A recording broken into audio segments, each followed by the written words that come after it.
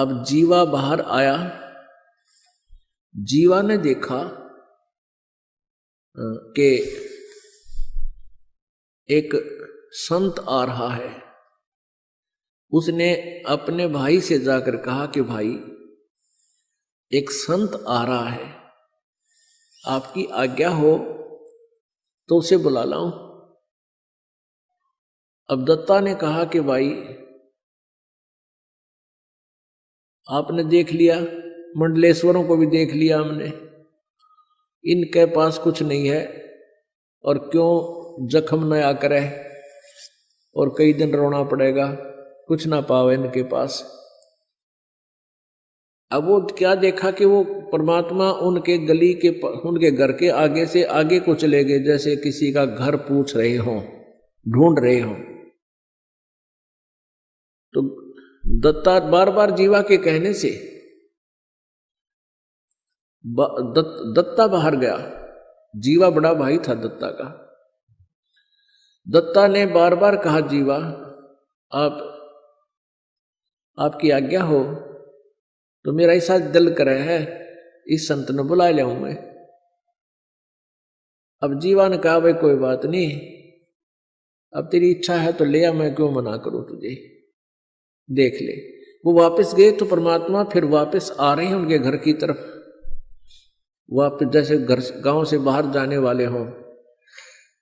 तो दत्ता ने जाके चरण पकड़ दिए और कहा परवरदिगार ये दास की झोपड़ी है, एक बार दर्शन दो, पवित्र करो दास की कुटिया को।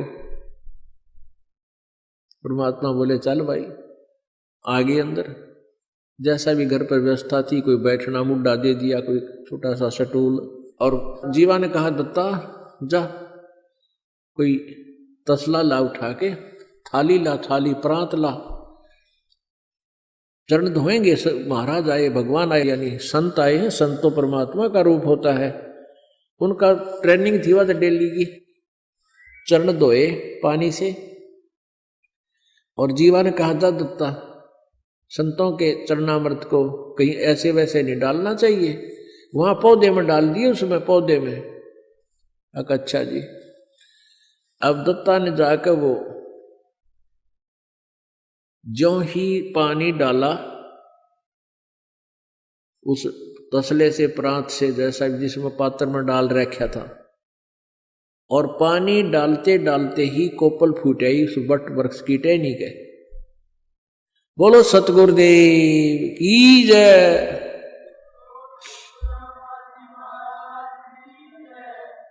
अब दत्ता ने आवाज लगाई जीवा दौड़ के आना, जीवा जल्दी आ।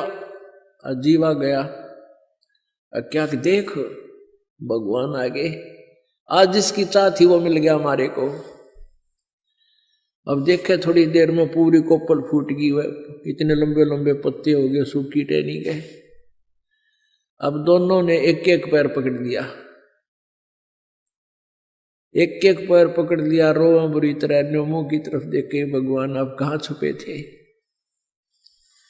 हे परमात्मा आप कहाँ छुपे थे, हमने तो सोच लिया था कि ये जीवन बर्बाद होगा और यही प्रार्थना करते थे भगवान या तो इस जीवन हमारा अंत कर दे, इस मनुष्य जीवन का, फिर दे देना जीवन, फिर जन्म देना मालिक जब कभी परम संत यहाँ आए हों। हमने सोच लिया था इस पृथ्वी पर कोई संत नहीं रहा।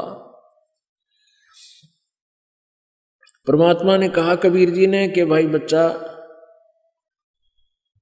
अगर पृथ्वी पर संत ना होगा इसमें आग लग जाएगी, यहां रह नहीं सकता प्राणी।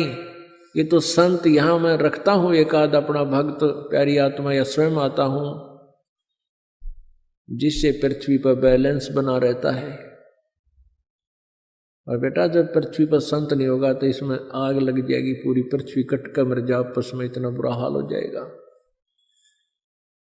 तब उन्होंने कहा कि हे परमात्मा, हमने तो आपकी बहुत इंतजार करी, आप नहीं आते तो हम 6 महीने और ज्यादा जीवित रहते, क्योंकि सूख का कांटा हो गए थे और उनका जो है बुरा हाल था। अब दोनों ने उपदेश लिया, अब उपदेश लिया, ज्ञान सुना, सबसे न्यारा ज्ञान और सबसे न्यारा भगवान। उस ज्ञान से परमात्मा आते रहे, उनको ज्ञान सुनाते रहे, आते रहे, ज्ञान सुनाते रहे। कुछ दिनों में वो ज्ञान से परिपक्व हो गए।